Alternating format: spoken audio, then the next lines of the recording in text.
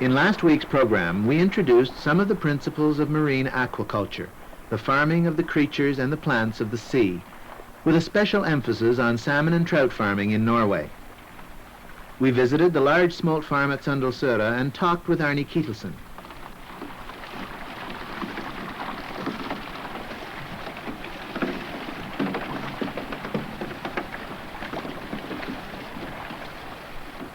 Also in the program, Ragnar Sjåvik of Herøy explained how his community was using fish farming as one development tool in an attempt to create employment opportunities so that people might remain in the community rather than be forced to leave for larger centers to look for work.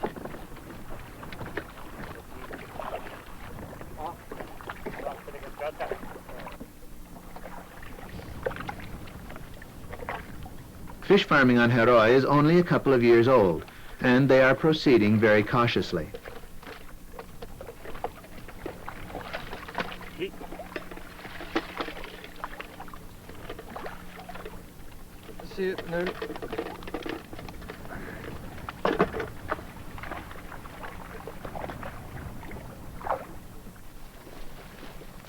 But fish farming has been carried on in Norway for more than a decade. In fact, the largest salmon farm in the world is located at Malvik, just south of Bergen. Two enormous enclosures have been constructed by damming off both ends of the channels between islands with concrete control dams. Water must be circulated by a complex pumping system, while the salmon are fed mixed wet food through a pipeline.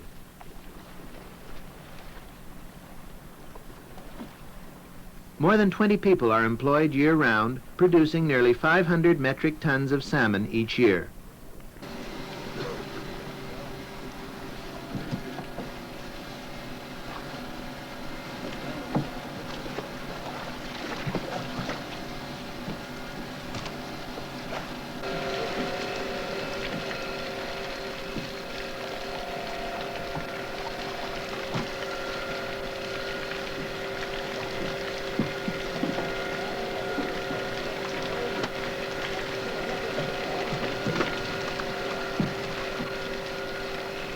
Once harvested and killed, the salmon are transported the short distance to the mainland for processing and packing. It is frozen or marketed chilled in Norway and in other countries of Europe, as well as in Britain. Obviously, an operation of this scale has required enormous capital investment and a high level of operating capital. Fortunately, the company is closely connected with a large corporation and has access to the necessary money to continue the operation, which also includes a hatchery at another location. While an operation of this scale is certainly impressive, for Ragnar Sjåvik on Herøy, the small-scale approach is better suited to most communities.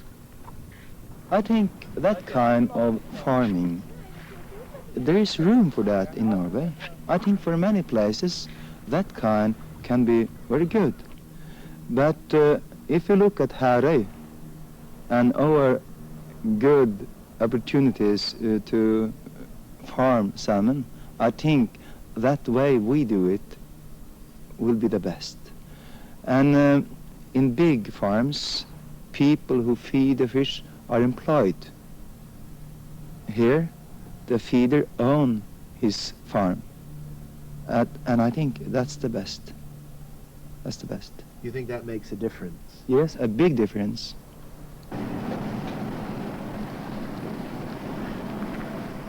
Of course, not all operations that start small stay small. About 10 years ago, Erling Usland quit his work at an aluminum factory and moved back to his home in Bjørdal, where he began trout farming in a small way.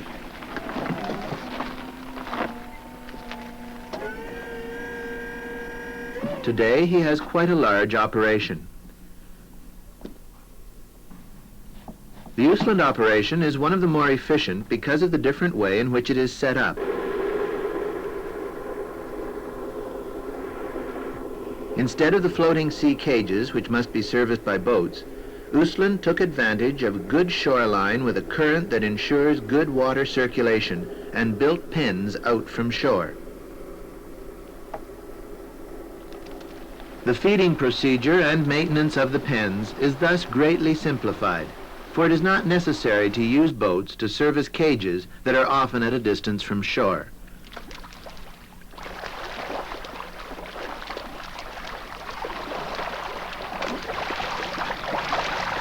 Thus, costly labor is reduced, and fewer men can produce more fish at less expense. Uslan produces approximately 200 metric tons annually, employing only a couple of men full-time. To kill and market, a boat pulls up alongside the cages and the trout are loaded on board.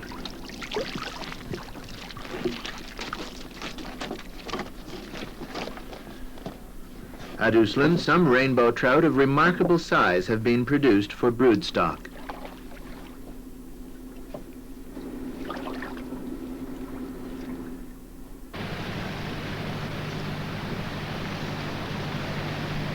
The Westmanland Kongsbussen travels twice daily between the city of Trondheim and the island of Freya, carrying passengers and mail.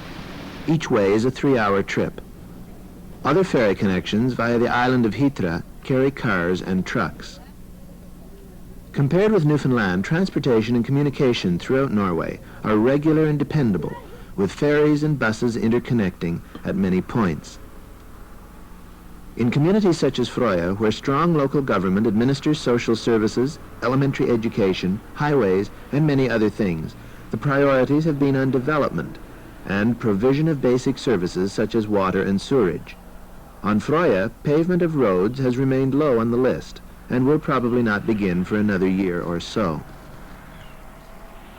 The island of Freya is slightly larger than Fogo Island, with a population about the same, 5,000, living in several communities spread round the coast. The economy is, like that of Fogo, based on the fishery, but there the similarity stops.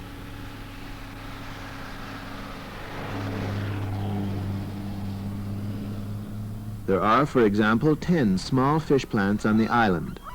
Some of these producing crab are seasonal, but the others work year-round and process fish of many species. As well, there is one large plant, Freya fisk, which is largely government-operated, processing torsk or cod and saithe, among other species, and as well processing capelin through the meal plant. Coexisting side by side with the traditional fishery on Freya is fish farming. Including 3 small hatcheries, there are 18 farms on the island. It began there about 5 years ago. Unlike Herøy, where all the farms raise salmon, the farms on Freya produce mostly rainbow trout. After 18 months or more of working with the fish and watching them grow from smolt to a market size of 3.5 to 5 kilo, it is a great relief for most farmers when the time to harvest finally arrives. Most of the farmers on Freya make use of facilities available at the large Freya fisk plant to prepare their trout for market. The plant's collector boat, the Rat, has a large hold filled with circulating salt water. It pulls alongside each cage, and in less than an hour the 2,000-odd fish are harvested, and they move on to the next cage. Farms vary in size from 3 or 4 cages producing approximately 20 metric tons annually to 8 to 12 cages producing 40 to 50 tons. In fact, the largest sea cage farm in the country, not on Freya but at Hulsa, north of the Arctic Circle, has more than 50 cages, mostly filled with salmon. Once the trout are on board the Rat, they are taken to the plant. They will still be live when unloaded the following morning. Something of which the farmers on Freya are justly proud is the fact that all the farms are owned totally by the people of the island. There is no outside investment. Many of the farms are owned by groups of 3 or 4 residents who represent a cross-section of the population, including fishermen, teachers, taxi drivers, storekeepers, agricultural farmers, and the like. By pooling their resources and using their combined strength to secure credit from banks, they have ensured that the full proceeds of the farming activity on the island are returned to islanders and not taken off by outside corporations. They have looked to the future and have shown faith in their island, and have shown a willingness, moreover, to take the risks necessary in all such ventures. Such an example is surely worthy of careful consideration by anyone interested in developing any community resources. The trout are killed and cleaned thoroughly before being placed on trays for quick freezing. Once frozen, usually for 24 hours or so, they are removed for glazing. They will later be packed in styrofoam containers and shipped mainly to Trondheim, from where they are marketed throughout the country.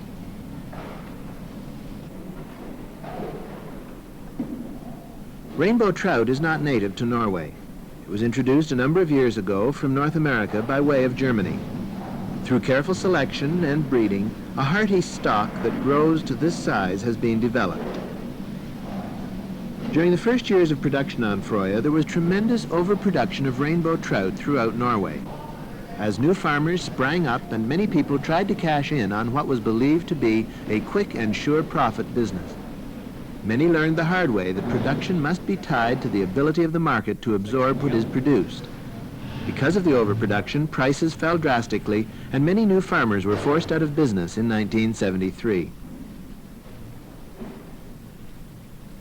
In the years since, production has been better organized. The lessons of the first few years have been learned, and the farmers have come to understand that they must stand together rather than begin undercutting each other's prices. An association of fish farmers has been organized and is now developing some strength. New markets have been found in Norway, and the price in 1976 was good and expected to continue so through 1977. And the farms on Freya that were able to survive appear now to be doing very well indeed.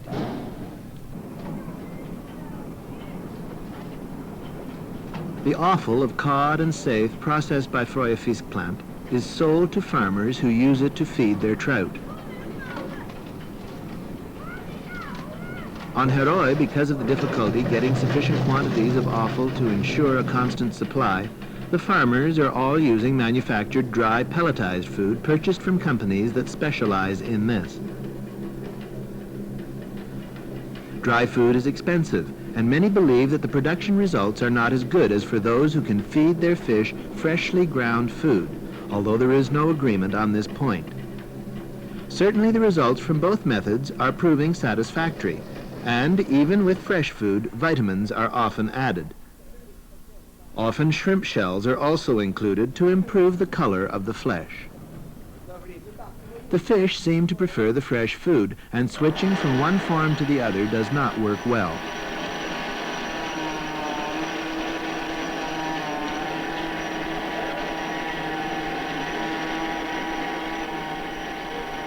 Of course, there is one big advantage in using fresh food, and that is that it ensures a utilization of trash fish which might otherwise be thrown into the harbor. And it can reduce production costs for the farmer as well.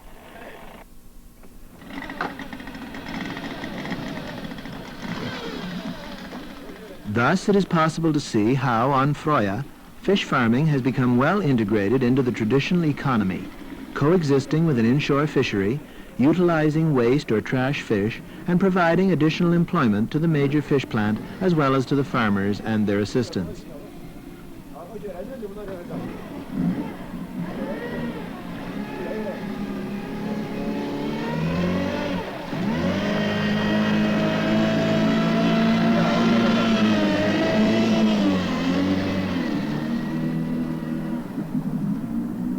As well, one farmer also operates a small plant in which he used to specialize in smoking herring until that industry collapsed with the depletion of the stocks. Today, he still dries some cod and other fish, but he has also turned his knowledge and put his equipment to good use smoking rainbow trout.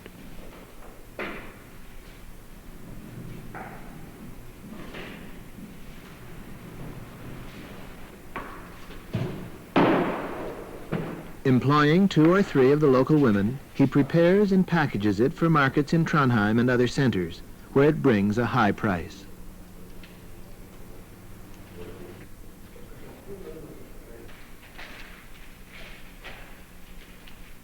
In Newfoundland, experiments in hatching fish eggs took place as far back as the turn of the century. Over the years, rivers and ponds have been stocked with locally hatched fish, and there has been a lot of successful work with controlling salmon. However, the first real effort to develop a commercial fish farm in this province is now in its first year. Near New Harbour, Trinity Bay, the Upper Trinity South Development Association has set up a trout farm. The project has been spearheaded by the association's development worker, Fletcher Peach. It started originally as an idea of the Greens Harbour Development Committee as part of the Upper Trinity South Regional Development Association. And the association took it from there, and we submitted a proposal to the Department of Rural Development for funding for a pilot project. And the whole thing started back in '74, in November. So we've been up until this March before we actually got into doing anything solid about it, like getting the project set up and this sort of thing. My original idea was to set up a project to develop trout farming, and we'd start off with rainbow trout. To sort of lay the groundwork of an industry that would benefit this area and certainly the province as a whole, because this is the first commercial venture in the province on rainbow trout. We hope to do it in a sort of a small way. In other words, anybody can operate a fish farm on $1 million. If you can't, well, there's no excuse for it as far as I can see. So what we're trying to do is to do it on a small way that keep down expenses and this sort of thing. There's strong emphasis on the community side of it. Right, yeah. On the private individual getting involved in this sort of thing without having to put out a big outlay of capital. Right now we're into, let's say, 6 months from the start of the operation. We have hatched trout here from adult fish that was supplied by the Marine Services Division, Federal Fisheries. We had our first hatch came out in June, and right now those fish have reached up to 5 inches. That's a small amount of them. They'll average around 4 inches. This is a 3-year project, pilot project, and it's been financed through the ARDA agreement, through the Department of Rural Development. And we hope to use so much of those trout to develop a product and hang on to so many for future brood stock. And we'll do this for a 3-year period until we develop a consumer product and a market. We hope both export and local. Certainly the local will probably come first. At 18 months we hope to be able to market an 8-ounce trout, which is supposed to be acceptable market size. And we're talking about probably the restaurant trade and possibly a frozen product too. If you could get into the market fresh, it would probably make a lot of difference. This hatchery here right now is only to hatch the eggs and raise them to, say, winter them over the first winter. We'll probably hold on to some of our brood stock. But later on we'll get them outside in raceways, and we're hoping, if our projection works out the way we saw it when we submitted our proposal, to extend on the facilities with the help of the Department of Rural Development and get into sea cage culture, this sort of thing. This was an overflow from the river here before we started this project, and we've enlarged on it. We've taken out some of the rocks here, and we've got about 200 feet here that we're going to turn into raceways. If this first part here is about 60 feet, we'll use that as a single raceway about 15 feet wide with cement sides, concrete sides. The next section further down is about 25 feet wide. We're going to make a double raceway out of this one. And we'll use some of the river water we'll let run through here. Why do you yourself think it's important and worth going into? Well, my personal point of view is that it's certainly going to be needed as an assist to nature in the future, both not only in freshwater but also in saltwater fish stocks. And this sort of thing has been done successfully in other parts of the world. And in fact, I think we're dragging here by not having it set up quite some time ago. You have involved now a number of government departments. I wonder, could you talk a little bit about the kind of assistance that you have received so far? Well, first when we started on this project, we had to do a lot of legwork on it to find out where we had to start to, who we had to see, and all this sort of thing. And one of the first people I talked to was he's now the Assistant Minister of Fisheries. I think at that time he was the Assistant Deputy Minister. And just provincial fisheries. We didn't get too much encouragement there. In fact, we didn't get too much encouragement everywhere when we started off first, but We have finally ended up with the support of the Federal Department of Fisheries and Marine Services Division, and they have provided us with the technical knowledge we need here and quite a lot of support. In fact, they've loaned us some equipment too. The only other help that we have had has been from the Marine Science Lab. Had then some lab work done on some of the commercial feed we had to check on the vitamin content, this sort of thing for us. And of course then the Department of Rural Development. How did it get involved? Well, we went to the Department of Rural Development for the finance to set up this pilot project. It strikes me as strange that really provincial fisheries doesn't seem to have been that much involved yet in this project. I'm wondering why. No, they haven't.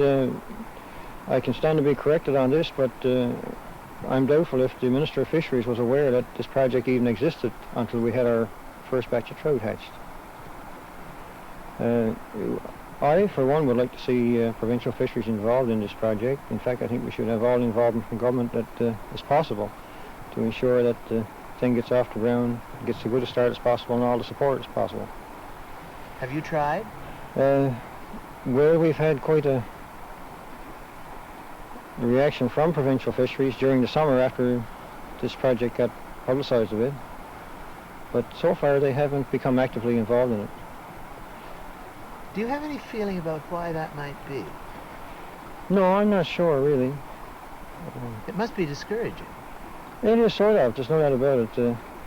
All our help right now is coming from federal fisheries, our technical help, and whatever support we have had has come from federal fisheries in that respect, except, rural development was involved right from the start, and they've been quite a help in every way that we've needed it since. I'm quite optimistic about the whole thing, and I have been right from the start. We have done fairly well, pretty close to our original proposal, although the proposal actually was only a guideline to get set up, and we deviated from it in some ways, but our end product has turned out to be just about so good as we could expect. You're fairly optimistic about the future of this hatchery, I think. Yeah, definitely. I think probably the federal fish health protection regulations are probably going to put us in a better position than we thought at first, and I think we're going to go beyond our farmer expectations as far as the project is concerned.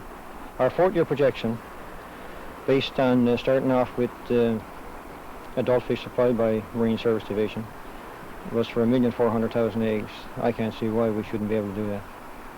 Well, we started off with a factory-built incubator that would hold about 80,000 eggs. Probably the next hatch we have in the spring, we'll make our own incubator, because it will save quite a bit of money. Money we can probably put into other parts of the project, and probably some things we didn't foresee when we started off we can divert the cash to. It saves quite a lot of money, and it proves that the thing can be done without probably elaborate equipment, which I got no argument against, but when you're working on a budget, you've got to cut all the corners possible. You've also built your own trays and sort of little tanks for the fish. The troughs, yeah, we built those. We used some of the some photographs we got our hands on of some equipment that was used in different hatcheries on the mainland, and we made up our own equipment from that. Is there quite a bit of interest in this? Are you finding people, just ordinary people in communities, and fishermen and so on? There's quite a lot of interest in this area. In fact, we had about 1,000 visitors here during the summer, and I'd say, well, 3/4 of them probably came from this area. We also had them from all around the province and the mainland. They found their way here. Do they understand sort of the long term? Do you think most of the people understand the long-term thing that you're looking at, of actually farming fish? Is that concept understood, do you think, yet in Newfoundland? In some cases, yes. I think just people realize that it is sort of a long, drawn-out project, and the benefits will come later on, we hope. I was wondering how fishermen who are used to hunting fish sort of feel about the idea of raising them and farming them. Well, I talked about just that sort of thing to several people who've been fishing, and it seemed like I got a pretty favourable reaction from it. It would be a whole lot easier to have him inside a fence in a cage and probably go out and chase him all over the bay, wouldn't it? Is there some kind of overall planning for fish farm development in this province, and how would this one fit in? Well, I'm not aware of any master plan, but I think there should be. Like I referred to back there a few minutes ago, I think something should have been done in this province quite some time ago. When you view it in the light of what's been done in other countries, especially Europe, and both the mainland Canada and the US, I think we're lagging way behind there. Probably we've had so much fish around our shores we haven't bothered looking at something so close as fish farm.